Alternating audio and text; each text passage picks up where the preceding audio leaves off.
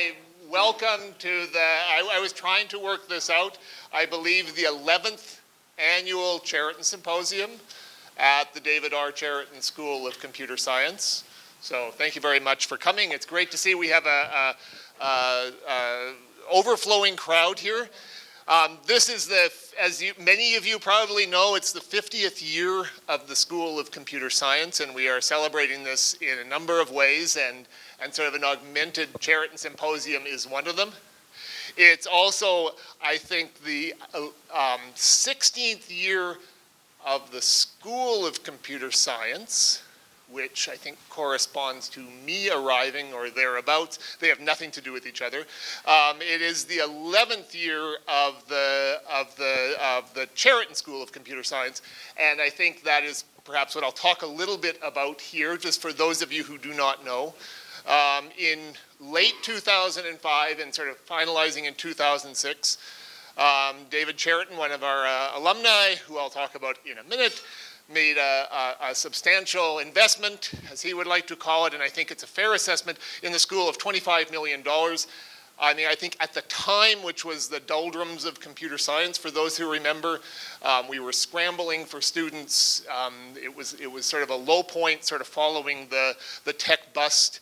It was, I think, a transformative investment in the school at the time, and it was, I think, structured in a way that was, frankly, in retrospect and probably at the time, it was fantastically structured. It provides, for people in the faculty, it provides Cheriton Research Fellowships, which are fellowships which reduce teaching for 3 years. We'll be hearing from some of the people involved in those tomorrow, from two of the Cheriton Research Fellows. It involved up to 50 scholarships, PhD scholarships, which augmented the financial package of PhD students at a time when, you know, this really allowed us to, it still does allow us to attract the best PhD students to the School of Computer Science. And also, it endowed 2 chairs in computer science. One of these, Jimmy Lin, we will see, Jimmy Lin at the top. We will have who arrived 2 years ago, we will have the grand opening of the Data Systems Lab, which I think with other people in the school has also been very transformative. It brought together 2 of our largest groups, the database group and the information retrieval group, in a fabulous new conglomeration that is, and now a fabulous new space that was funded from the Cheriton Endowment.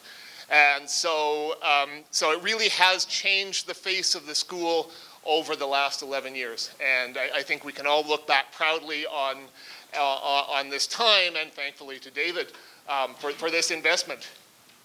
I will now introduce David Cheriton. David Cheriton, now first of all, it's by reputation, now it's in person.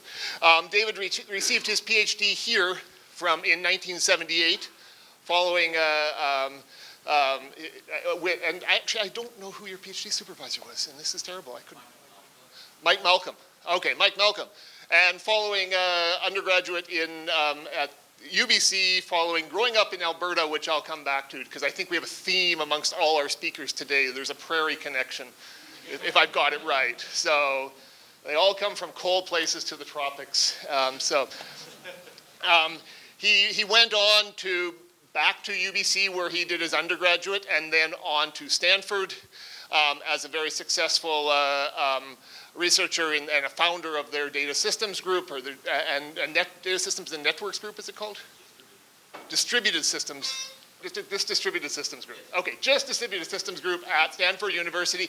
But he's also known as a tech entrepreneur, founding Granite Systems, Arista Systems, and a number of other very successful technology companies, and as an early investor in some fairly well-known companies, including Google and VMware, and a long list more, which have also, I think, changed the landscape in technology. So that's a huge influence on both us and, well, arguably society at large. And so I'm humbled to present David Cheriton as the first speaker in our Cheriton Symposium. So thank you, David.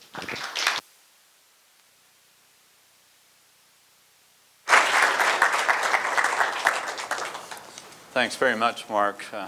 Gee, with an introduction like that, I feel like I'm going to have to say something sensible, but I'm not sure the slides do. But so just as a warning, if you're a human being, you might find this talk a little bit offensive. So, I think, we all live this day-to-day existence, and if you have kids, you realize, they change over time, but you don't notice these small changes. It's only when you step back and look at the bigger picture, sometimes you realize, like, gee, we were going through this phase and I didn't really register. Well, I've tried to step back, and I think we're in this age which I've called the age of incompetence. And you've heard about the age of reason, the age of conquest, the age of enlightenment, and so on. And we just need to step back and realize we're in the age of incompetence. So what do I mean? Well, we're Homo sapiens, and this Latin for wise man, the most intelligent species on the planet, but I think it's time for us to get a little humble here. It's like, who is the world champion in chess? Who's the world champion in Go? Who's best at acrobatic helicopter maneuvers? The list goes on, and the big clue is not Homo sapiens. And automation, I claim, is making us look like a bunch of monkeys. We're slow, we're lazy, we're error-prone, we're even dishonest, and we're certainly expensive. Now, here's an incident, a recent one. This is July of this year. We have Air Canada, just bring it back to Canada, 759 have been on this flight, landing at San Francisco, comes within 51 feet of creating the worst airline disaster in the history of mankind. I should say the history of the known universe. As far as we know, nobody else invented flight. How do they do this? It's a commercial airline flight that's attempting to land on a taxiway. We have all this automated monitoring in an airport. Why didn't it detect it? Because nobody imagined that a commercial pilot would get so confused as to try and land on a taxiway. Now, you say, well, what's your point, Cheriton? This is just an outlier. He wasn't paying attention, he's having a bad day. But you have to realize, we came within milliseconds of killing over 1,000 people in the most horrendous fashion. There was, hundreds of thousands of gallons of jet fuel in this taxiway waiting to take off. So is this an outlier? I claim not really. There's this thing called operator error. And you focus on commercial airline travel, and I focus on this partly because you think, gee, if any area where human beings, Homo sapiens, are going to be careful, you think, like, we're up in the air, we got to get down safely. If we screw up, there's not really second chances. There's not like we get slightly injured. You collect body parts around, see if you can identify them. So right now, with airline travel, a human being is in control of the aircraft for less than 4 minutes of an average commercial flight. And yet, the primary source of accidents is pilot error, in spite of what the unions try and suppress and so on. Train accidents, same thing. It's operator error. Computer networks, same thing, operator error. Even 30 years ago, one of my heroes, Jim Gray, who worked at an early company called Tandem Systems, fault-tolerant computer, did a study. Now, I'm saying this is 30 years ago. He realized before iPhones, smartphones, internet, everything, what he showed was a moderate degree of fault tolerance in systems. The dominant cause of problems was operator error. So, and I focus on these because a lot of these things are life critical or business critical. I think, well, if any area human beings would be careful, it would be those ones. I claim it's worse in other areas. And it's gotten worse, and I claim it's going to get even worse. So this is another example that's, we have the largest data store of sensitive private information in the entire known universe, and we've had the biggest hack, the biggest compromise, and it's not taken milliseconds to reveal this. It's taken months for these monkeys to reveal this. Now, personally, this is the second compromise I've experienced by these idiots in the last year. So, this is insane. So it's just one of many, many things, and this is not a new problem. So, I remember, I think it was back when I was a graduate student here, there was this wisdom which was how to build a reliable telephone network. And, it takes three ingredients: a man, a dog, and a computer. So this is 40-year-old wisdom, if you like. So the job of the computer is to run the telephone network. The job of the dog is to keep the man away from the computer. The job of the dog is to feed, or the job of the man is to feed the ruddy dog. Of course, the problem is the man forgets to feed the dog. So we're going to automatic dog feeders at this point. So, I mean, this is not new, but we're on this trend where things are just have been bad and getting worse. So this is where I claim we're in this age of incompetence, where you think, like, if you look at how you get a task done, you say, what are my options? And something is dramatically better than something else. I mean, at least one word for this is these other something else's are just not competent for that. Like, you say, well, if I hire somebody to do my taxes and this guy sits there and counts up, your income on his fingers, you think, well, I don't know whether this is stupid or whatever, but he's just not competent in your taxes. So what do we got? Again, people are pathetic. I mean, it's just sorry, but geez. Slow, error-prone, lazy, expensive, and sometimes dishonest. And slow, I mean, you look at a lot of things, computers can do things not 20% faster, not twice as fast, not 10 times as fast, sometimes 1 billion times faster than human beings can. And, with computers, with humans, we think about, well, maybe they do it right 90% of the time, and that's a careful human being that's having a good day. With computer systems, we think we're achieving 5 nines, sometimes even 6 nines. I mean, these are orders of magnitude differences. And then lazy, well, how much does a human being work when you pay them for some task? Well, my theory is that a full-time person basically works 4 hours a day, 5 days a week. It's about 40th of the time if I did my arithmetic right in a 24/7 system, whereas automation runs 24/7, as we know. And even if you just look at the unit cost per time, I'm estimating that it's at least 800 times more expensive to have a human being sitting there doing things ridiculously slowly and error-prone compared to automation. So now it's getting worse because human competence is dropping. And I think we're just not paying attention to this. And this is even relative to the past. Like they say, back then, people survived in the wild. My grandfather came to this country from England and lived on a homestead in Saskatchewan, and there was nobody to look after him. If he didn't raise food, he starved. So some percentage could survive in the wild. Now the numbers are that 50% of the population can't even survive without government assistance. It's not like only 50% can survive in the wild. They can't survive without it being handed to them. So I claim the gap is wide and widening.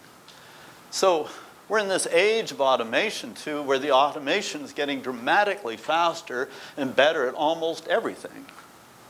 So you think, we're getting worse, it's getting better. The gap is just widening at a frightening rate. So, we got faster, cheaper processors, thank you to Intel. We've got cheaper memory storage, all this stuff. We're doing large-scale computations that people couldn't even fathom years ago, warehouse-sized computers.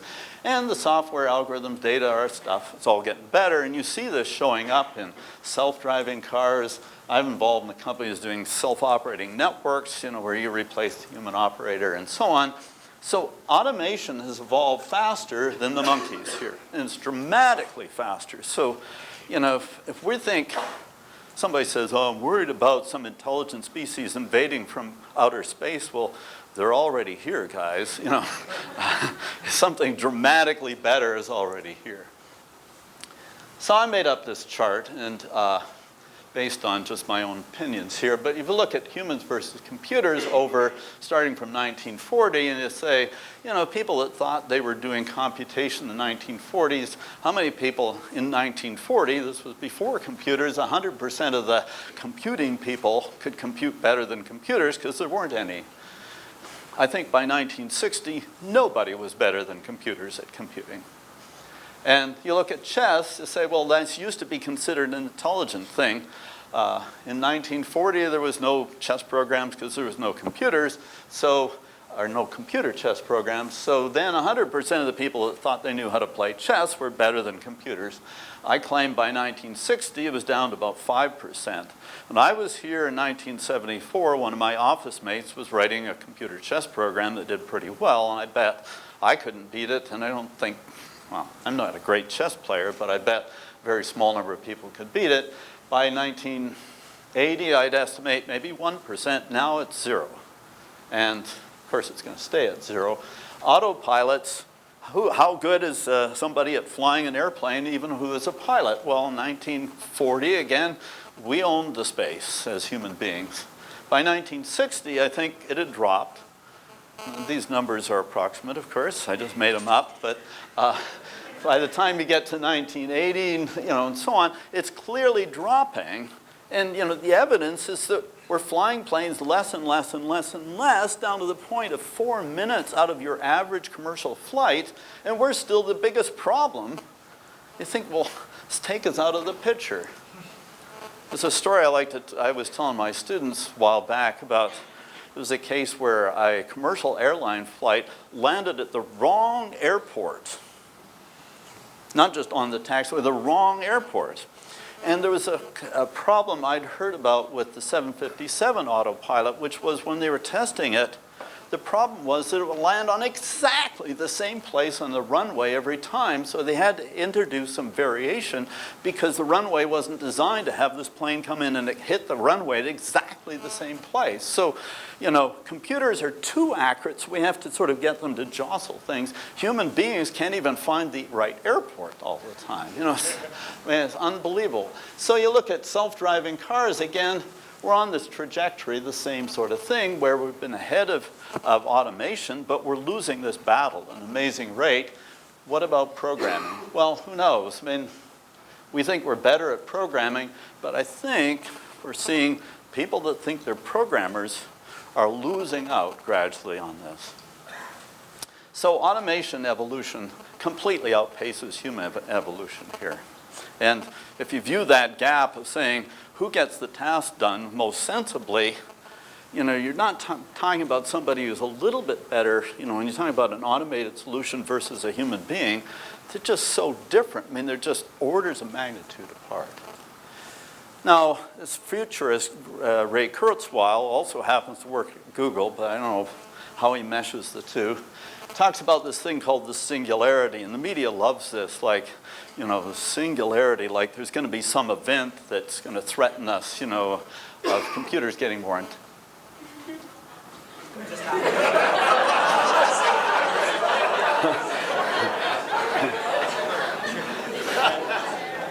There's the singularity, right. So anyway, I can just continue without the slides. You've seen some of it, but the Kurzweil thing says, geez, we're going to have human intelligence merge with machine intelligence, and then they'll march ahead of us. Well, the reality is that, hey guys, what do humans have to contribute to this? They've fallen behind a long time ago. And, so I think this is crazy, that we've simply lost out on doing any useful task. And I think this conjecture is making the same mistake that was made with early flight. In early flight, people said, look at the birds.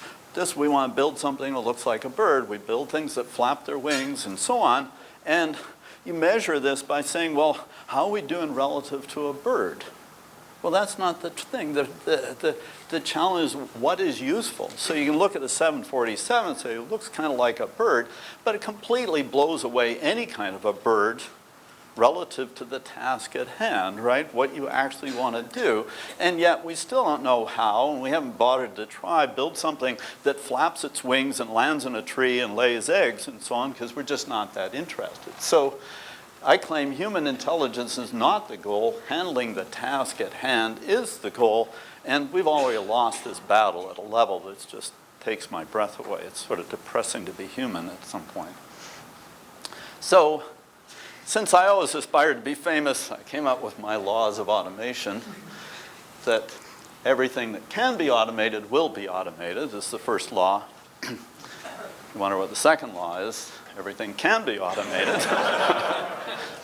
And that we'll get worse at things when we realize that everything can get automated, so we'll just accelerate this. In fact, I think we're on this sort of race to avoid extinction, to hand the ball to automation before we kill ourselves off, you know.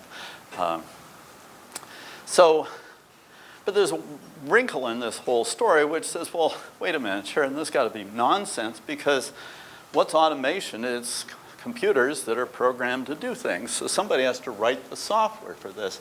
So how can automation take over the world if the pathetic human beings have to write the software? So clearly, what I told you is all nonsense, because how can we get there? Well, I think this is founded on a fallacy here, which is, you think, can you produce software that's smarter than you are?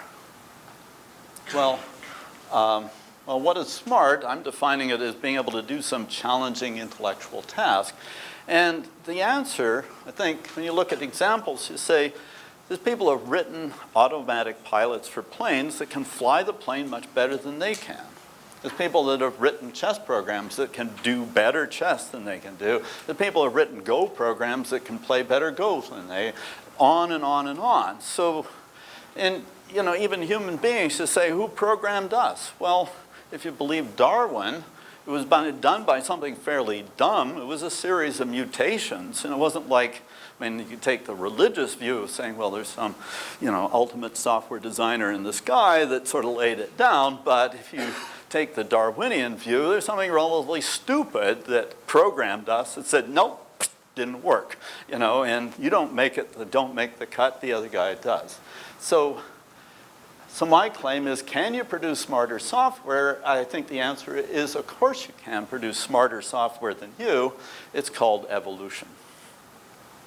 And so I claim that's the other thing that we should recognize is, besides we're completely, totally incompetent, that we're building systems that are much smarter than us, and the way we're doing this is through evolution. So is this really happening, or is this me smoking good Colombian or something? Well, I think you can see signs of this around, where in modern software development, some people talk about test-driven development. And this doesn't make any sense. It's a catchy phrase because tests don't drive anything, you know. But the idea is you write a test for a feature before actually writing the software, good idea, and so on. But I think when you actually look at the dynamics of people who are practicing this in general modern software development, it's really test-constrained development. That is, you're putting in tests that prevent the developers from breaking the code. And so this is, in some sense, saying, you know, we're not trusting the developers to do the right thing. You have continuous integration where every check-in you say, you don't say, oh, thank you for your contribution, smart human being. You say, how have you tried to break my software system at this point? I'm going to detect it as quickly as possible with continuous integration. You have symbolic execution where you're trying to find problems. So fundamentally, we already see modern software organizations operating in the mode where they treat the software engineer changing things as mutations, and we know that most mutations are harmful. So this is software evolution. We're basically having these mutating effects going on, and we're trying to weed out the bad ones as quickly as we can. So this is happening. So what we have, I think, is sort of what used to be called monkeys at typewriters here, that the notion of writing software in some sense, like you sit down and you compose this as the most intelligent species on the planet, I think is obsolete. That is, software now evolves, and we recognize that you get a bunch of monkeys together, they'll eventually write Shakespeare. The developer is effectively a monkey who's mutating the code, and you recognize, like in biology, that most mutations are harmful. So how do you survive this? So this is a challenge of surviving, weeding out these harmful mutations. So I was trying to think of a better phrase than monkey-oriented programming, but I think that we need to shift our thinking to recognize that this isn't the next stage. This is what we're sort of blindly wandering into, and nobody's sort of, at least I haven't seen anybody really recognize that this is where we are at. And I don't see us escaping from this. So you think, oh, geez, Cheriton, we got all these smart people and blah, blah, blah doing things. Haven't human beings written a lot of software, and new software systems are arising all the time? Well, I mean, that sounds good in some ways, but in reality, you look around, you say, like Linux is dominant operating system, but it's almost indistinguishable from what Unix looked like in 1969. You know, just a bunch of extensions and so on, but it's not a new system. You look at C, C++, Java, you know, are largely the same programming languages we had in the 1960s, basically the same structures. There's very few new things that are significant differences. SQL, I think, is an interesting one, but again, this is 30 years old, I think, at this point, 25 or 30 years old. TCP/IP, you know, we invented that, what, 40 years ago now, almost 40 years ago, and virtually no changes to the thing. x86 processors, 40 years old, you know, so we've built a bunch of this stuff, and, you know, we've just done cosmetic changes to a lot of this stuff since then. So there's this sense that we've smart enough to build something to this stage, and we've kind of plateaued there, or maybe there's not more stuff to build, I don't know. So if we already peaked, I don't know, my sense is we're at this point where there's very few people on the planet that are actually going to write new software, you say, where this is really different. And this is a little bit like the trajectory we went through with computer chess, where you say, okay, anybody can compete or beat this slide rule at playing chess, to now there's 10 people in the world that can beat a computer chess program at playing chess. Maybe we're on this same trajectory here. So you look at it from another dimension, how much progress has there been in software bugs? Well, as far as I can tell, we haven't made really much progress at all. There's still, at least seems like industry standard, around 5 bugs per 1,000 lines of code. You have a huge number of bugs in sort of the 10 million line kind of application, a lot of stuff is. The most common software problem is buffer overflow, and that's the same problem that we had 40 years ago. So like, it's almost like we stopped learning anything, we stopped achieving anything, we've plateaued. In fact, one of my other off-mates took over a time-sharing system here 40 years ago by exploiting a buffer overflow in some dinosaur operating system. So it's just, you know, hard to imagine somebody saying, I'm a futurist, and my prediction is that this same problem you exploited today will still be the biggest software problem 40 years from now. Like, really?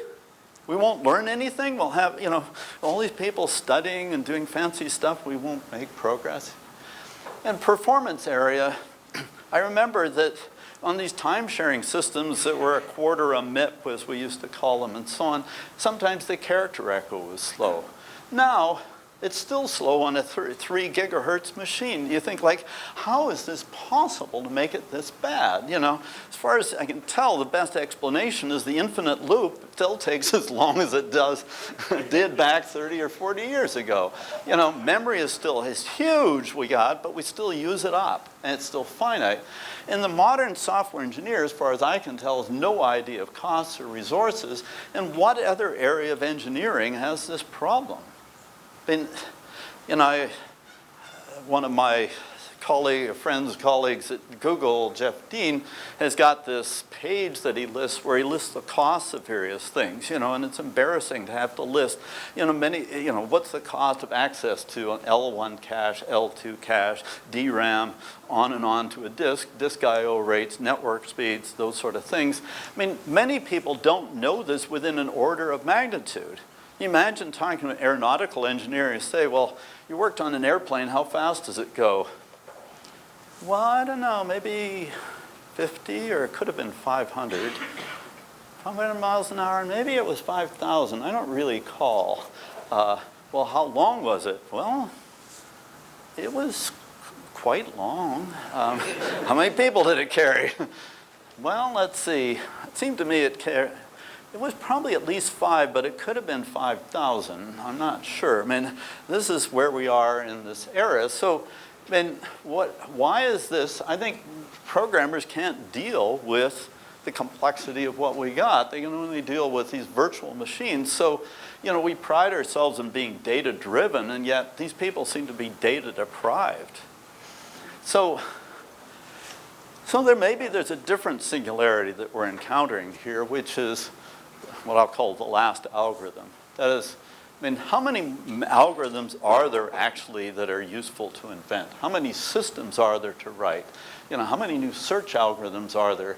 Maybe we've kind of reaching this plateau where we've done most of this stuff. If you look at machine learning, some of this is getting rid of programming. It says, well, it's programmed once, and then you just feed it data and you train it to do various things. And so how do you train it? Well, you have the monkeys sort of sit there and feed in things to say, well, this is a banana, this is not a banana, this is a nice banana, this is a rotten banana, and so on. Over time, the system figures out what it is.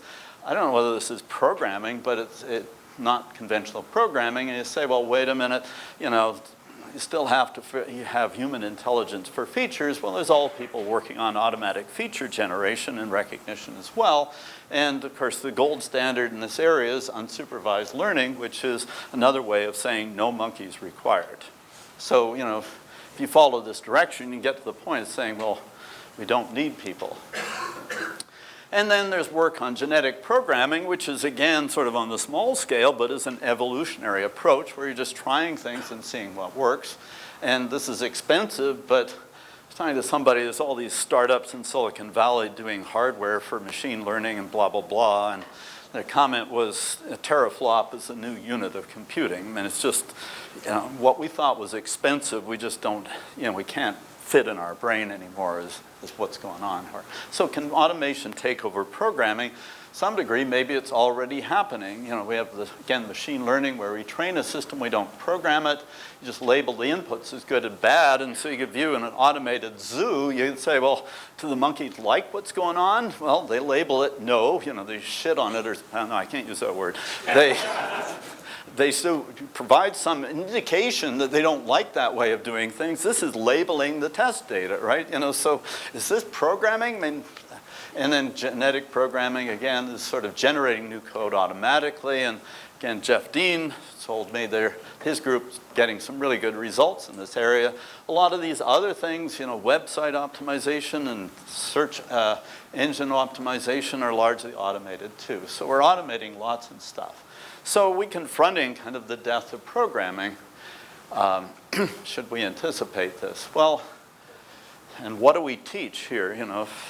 If all the algorithms are already implemented and downloadable and so on, if we converged on the solutions here, why should we assume that developers are competent at all when they're incompetent by any of these measures? So again, this brings us back to monkey-oriented programming, or maybe the self-programming of machines.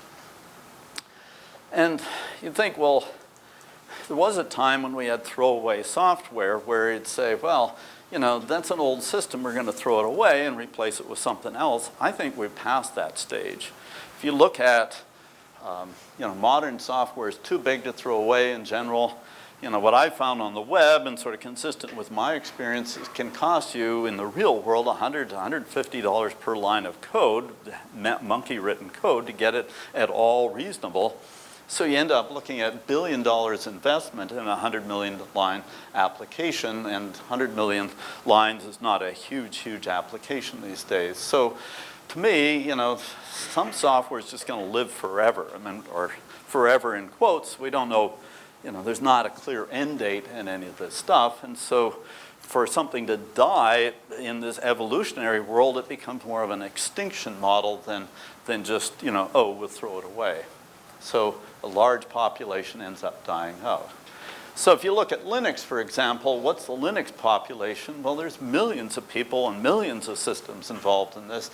And can we imagine a day when there's no more Linux? What would cause it to go away? Is, like English, millions have learned it. It crosses country and cultural and language barriers and so on. So what would it take to kill Linux?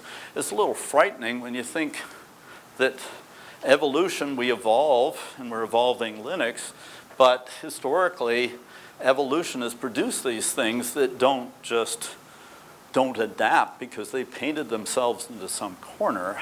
What of our systems have we invested so much in that they will die in this extinction mode rather than adapt? So this is evolution to extinction, and I claim that evolution is this sort of local optimization, and it can lead to extinction, as the dinosaurs found out. And who knows what could happen that might trigger this. So you might ask, could some software failure annihilate the human race directly or indirectly when we're at the mercy of this and we're just sitting there brainlessly, to some degree, mutating this stuff? I hope I'm not doing anything to cause extinction. Thank you. So can we prevent this extinction? I remember a saying when I was here that was human to error, but it takes a computer to really screw things up. And I think that automation is frightening in that form. When it does things wrong, it does things wrong on a royal scale. So I think we're in a frightening situation, and can it cause this mass extinction? So can we design software to be evolvable? Like, rather than fight this, can we sort of go with the flow and say, I'm happy to be a monkey in this automated zoo as long as I get my bananas, as long as we don't have something catastrophic happen to the zoo. Let's, if that's our fate, let's enjoy it. But how do we do this? So can any software be evolved? And I think in theory, yes, you can mung it. In practice, I think some stuff gets too hacked, too big, too complex, too buggy, and so on, and you end up with kind of the brontosaurus system that collapses under its own weight, and there's some interesting dynamics there. So how do you design software to be evolvable? Well, one comment is very carefully, and you want to make sure that you're not compromising the architecture too much. And it's great to say that it should be modular in general, good APIs and so on. We don't know how to do that, but that's a good line. It's just that, is this even possible given the species involved? We just determined that we're pretty pathetic on this planet and, relative to the automation. So can we avoid this? So I don't know. Somebody asked me, is there a bright element to this talk? And I'm still looking for it, but maybe we'll find it here. So I have some ideas. The first one is that, you run a zoo, you put the monkeys in a cage. And this is, I'll call, what we've evolved to is distributed programming. And the cage is you take every software engineer and you say what you're developing is confined inside this one process, and the process is sort of the software equivalent of a cage. You sit there and you can only communicate with the other monkeys or the other monkeys' code through a pipe. So basically you can scream at the other monkeys, but you can't touch them. And this is exactly how zoos work, right? They don't put them all in one big cage, they put them in separate cages and they scream at each other from the cages. So this is happening, and we're building more and more stuff that's distributed, and it has, some of it's driven by people saying, wow, we need to have it distributed for it's scalable, we need to have it distributed so we can run things in parallel, separate processes, because we've been burned by threads and so on, and other people say we need to build it distributed so we can have fault tolerant, or all of the above. But I think even though we start doing something for one reason, maybe we should recognize that these are really cages that we need to put people in. And this means paying a certain amount of distributed tax, but the alternative is pretty horrible. So this is already happening. You see in the web world, people sometimes talk about microservices, which is kind of in this flavor. So another thing so that's one idea, put the monkeys in cages, and we're doing some of this. I think we just need to, I think there's benefit in recognizing we're doing this not just for the sort of engineering reasons, but because we're literally dealing with a bunch of monkeys relative to the task at hand. So another key to survival, I claim, is suicide. And what do I mean by this? Well, you need to engineer things so that a process can kill itself when it's in a jam instead of having the monkey trying to write complicated code. And this assumes that the system can restart that process and continue on. And you need that for fault tolerance in any case. What this allows is what I've always referred to as the space shuttle fix. If you ever investigate how they developed the space shuttle, I mean, software. I mean, it was run on a ridiculously pathetic little computer that's, kind of Apple II equivalent. You wouldn't, probably 1,000th the capacity of a smart watch or something or other. But the important thing was it was run by IBM with a pile of people all carefully reviewing code and spending unbelievable amounts of time reviewing and verifying and testing and so on, and yet they still end up saying, oh geez, it doesn't work, how about we restart it? Well, it's basically the space shuttle fix, and we haven't escaped out of that for 40 years. And so I claim that nothing else makes sense other than having this sort of support. So you say, rather than writing complicated code, we do this.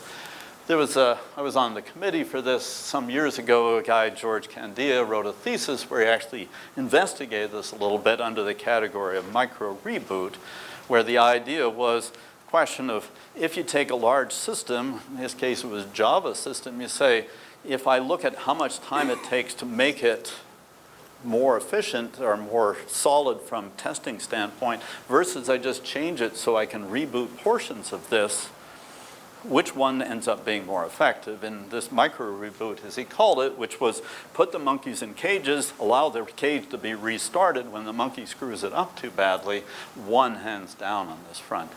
Now, I think this is the same thing that we've learned in the internet, where people don't realize how beneficial it is in the network when you run into a difficult situation, the fact you can drop the packet. And this is a powerful notion to just say, screw it, I'm done. Drop the packet and I'm out of this difficult situation. And this produces a dramatic reduction in complexity. For instance, you can have a garbage collector that's one line, which says, well, I can't allocate memory, I'm just going to kill myself. And this works beautifully. In fact, one of the funny stories going back to George Candia's thesis is that he discovered he had this system where if something wasn't being responsive, he'd just automatically kill it and restart it. What he discovered was a number of the processes he was killing and restarting were stuck in the Java garbage collector. And they restarted faster than the garbage collector took to recover. So you go from gazillions of lines of code that's PhD level complexity down to a one-line thing, which is just, I'm done, I'm killing myself. And so I think we need to think more of those sort of techniques. Maybe we need to rethink education as well. Say, we currently teach software like you're writing this blank sheet of paper, you understand what's going on. Why don't we give up on that and say, you don't understand what's going on when you're working on real software because it's too big, too complicated, and it's changing all the time. So you should teach, how do you mung software, existing software, that you don't understand? And here, it's more like relying on testing, experimentation, rather than complete understanding, and sort of the scientific method. Like a biologist doesn't say, I'm not going to mess with this squirrel until I understand exactly how it works. Says, well, I don't know how it works. I'm just going to try this and see what happens, some controlled experiment. The same thing, neurologists and so on didn't say, well, wait a minute, let me understand completely how the brain works. I mean, they have this vague understanding of this, so we should just take the same attitude here. In fact, the thing that struck me is sort of amusing. We always said computer science is not a science, but this would make us more of a science. Like we say, we have no idea how all this stuff works, so we really don't understand it, but we just perform experiments on it. And if this experiment causes it to do something good, then we say that's good, and if it's not, then it's bad. So you can imagine programming assignments, which is you give people stuff that's just too big for them to understand, and they're supposed to see if they can modify it in a way which isn't bad, and maybe even good. And of course, doing this, understanding how do you detect whether you've broken something, I think is important. So testing becomes much more important, not just in, well, you need to write tests, but I think understanding what this means. And what you see we've evolved to, especially on the web and large properties, is what you might call live testing. That is, we're merging development and operations, and some people call this DevOps, where you're blurring the line between development and operations, so you're developing while you're operating, and you're operating while you're developing. And I think one of things I've encountered went under the label of automated canary testing. And I always think people outside of this field must think it's really weird, the terms we use, like we're doing automated canary testing. Well, what does this mean is you take the software and you modify some piece of this and you expose this to some portion of the population. Like, you know, if I'm running Netflix, I monkey with something and I'm able to expose some portion of the customer base to this and see if it survives. In effect, does this improve things or not improve things? Does it survive? And then if it survives, then I let it propagate further. I mean, this is like automated Darwin, but, you know, we programmed in this type of evolution. People are using this now. So again, as I say, mutate, then try it on live in the real environment in this constrained way, and if it works, take it further. So this way, I think we're testing like our survival depends on it in these business cases. I think we need to take this direction more seriously. So some more ideas here.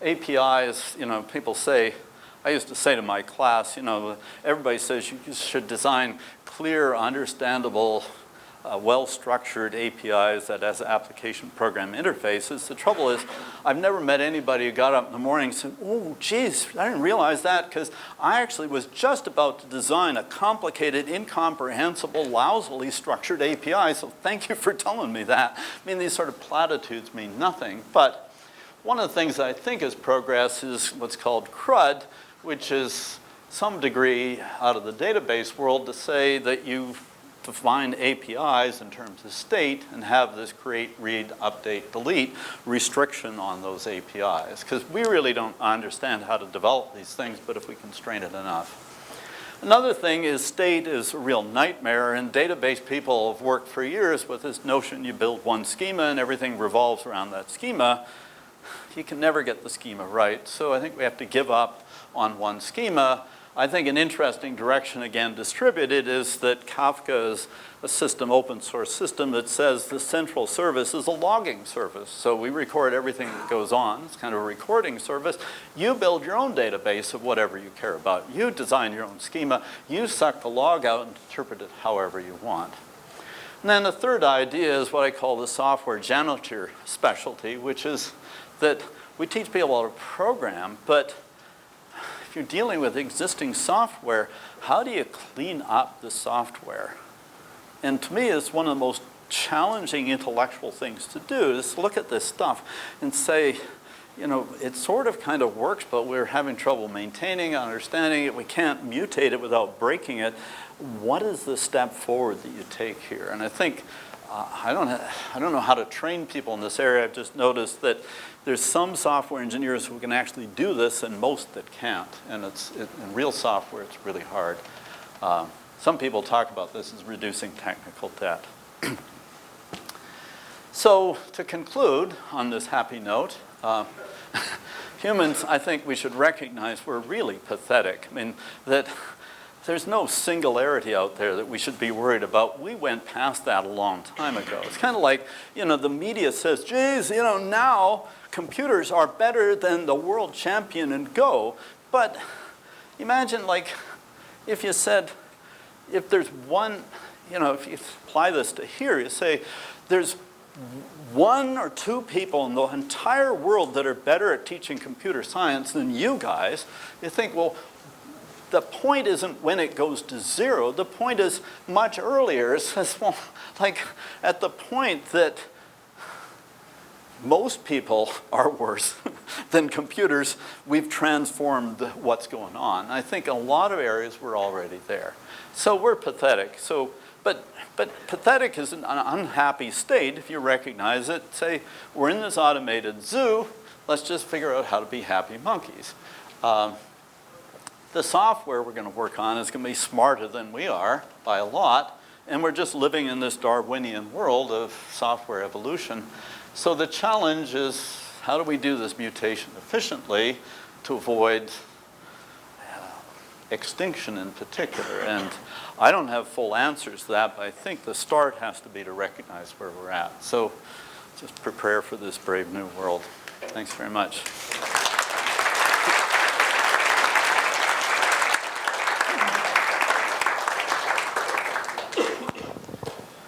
Are there any questions for David? Dan? How does the silver bullet to aluminum and then lead bullet cycle fit into this? How does the silver to aluminum to lead bullet cycle fit into this? What I mean is the following. Every time we have a significant event, such as we call it a silver bullet, Right. then overnight, all of the applications that we couldn't do because we didn't have this new technology, but we're sitting beyond the frontier. Sure. And we were looking for this silver bullet to get to. They get developed overnight. Right. The bullet changes into aluminum pretty quickly because the big problems have been solved with it. Sure. And then it slowly comes back to being lead.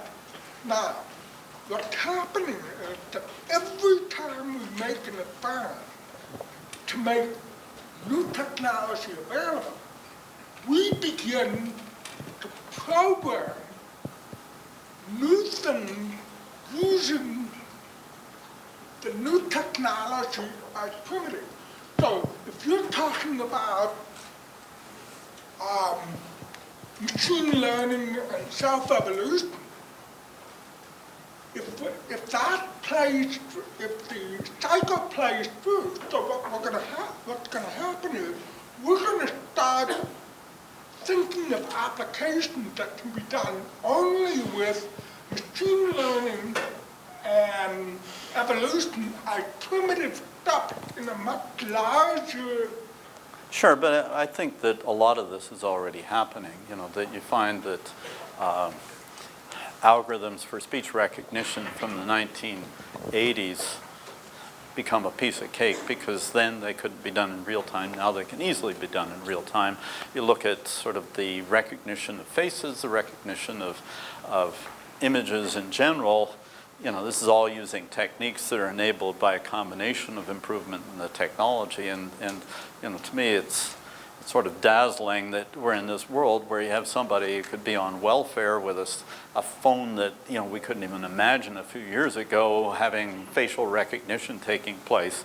And so I think it's progressing along those lines. I don't think, you know, in some ways, I don't think this ends up being a major dislocation because, if you believe all this stuff I've said, because over time we've developed tools that have made society more efficient, and to some degree, you know, we're not in command of our own existence as much as we think we are. I mean, the society is not designed by people, it's designed by evolution, and so I think this is just more of the flow, but I think that the thing that is a little different is that, you know, the magnitude of risk, I think, and the magnitude of potential goes together with automation. So I think it's incumbent on us in computer science to recognize we're dealing with an extremely powerful technology which poses a significant risk to how we survive. So I think that's where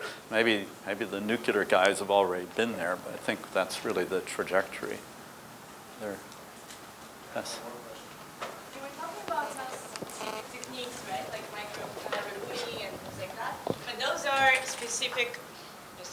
specific steps, right? And if we're going with the list of steps, it's probably not flexible enough for the adaptation process. And maybe I'm wrong, but it seems like we need to look for specific threats to avoid, right, with those techniques. So so basically not to allow software to do A, right? So what are those specific threats, and do we even understand them yet?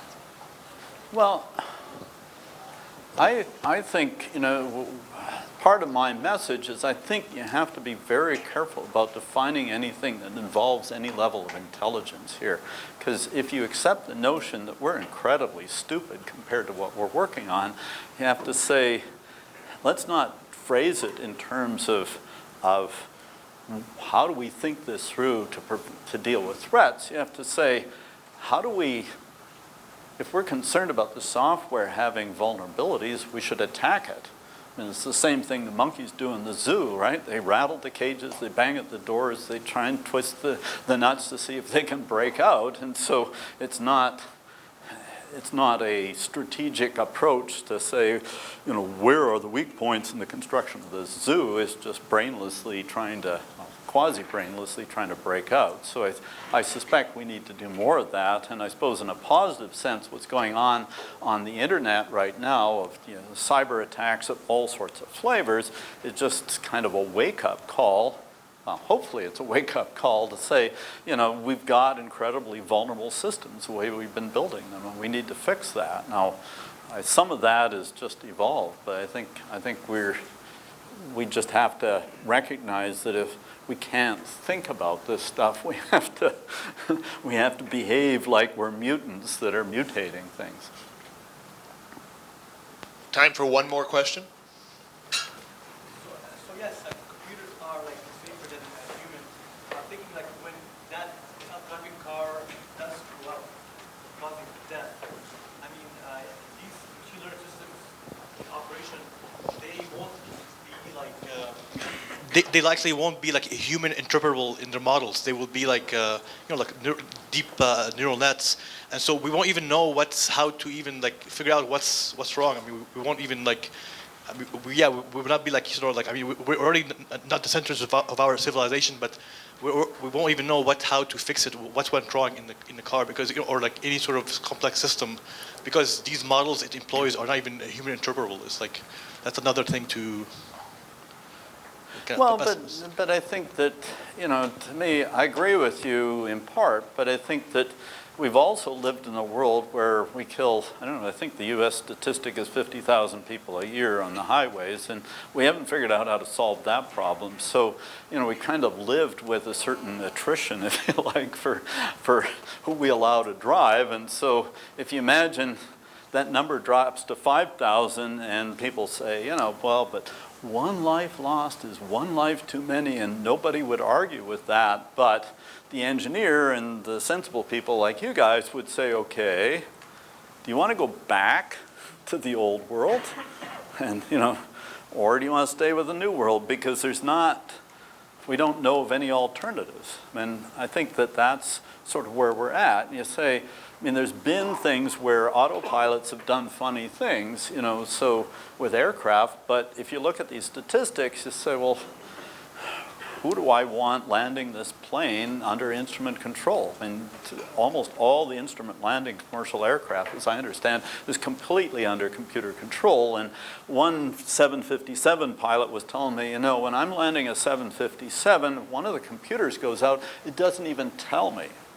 Why? Because it figures the pilot would do something stupid if it knew that one of the computers has failed, because we're going in with triple modular redundancy. One failure is not good, but it's better than have the monkey wake up and say, oh, geez, I need to screw things up even worse. So, I think part of the message is we need to get humble here and say, automation's never going to be perfect, but we're worse.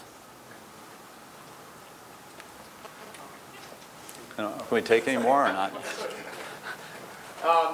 Okay, we'll take one more question from Samer, and then we're going to be done. Thank you. Very inspiring. It's kind of. So I'm a bit on the optimistic side, so I feel proud that we moved this along to make all these innovations and make all this automation kind of thing. I'm not sure if we as a humanity did go through this phase before, when we moved to the industrialization, like when we found that the machines can do physically better job than us, and then we kind of evolved in that sense. Now we are figuring that intellectually maybe they can do things better than us, and we are jumping into this void of like where we will end up next and what's our next jump, we don't know what it is. So kind of thing, I'm not sure if we can learn lessons from there to know how to move to this new era kind of thing. Well, I think there's a clue in here that, if you look at people in biology, anthropology, the thing that distinguishes the human race is this. And, that there's this number, as I understand it, we're kind of unique among species that we spend 25% of the energy that we use in our body is spent on this. And there's this whole theory of human beings had to use their brains to survive because they use so much energy to keep it going. So it's not like, well, there's, at least I don't see a next phase in that sense. But I think my message is not, well, that we should be happy being human beings, the same way you want monkeys to be happy being monkeys, but even to me, you look at it the other way and say, in this automated zoo, we're able to, solve health problems we had no clue about before in much better ways. We're able to give people higher standard of living. We're able to have them more leisure time, on and on and on. The list, life of a monkey in a zoo is not bad, So I think, there's a very bright future here for the human race as long as the zoo keeps operating well. So I think, I don't think it's pessimistic. I think we just have to adapt to our new role. Okay, David, thank you very much. I think we'll have to leave it at that. Okay.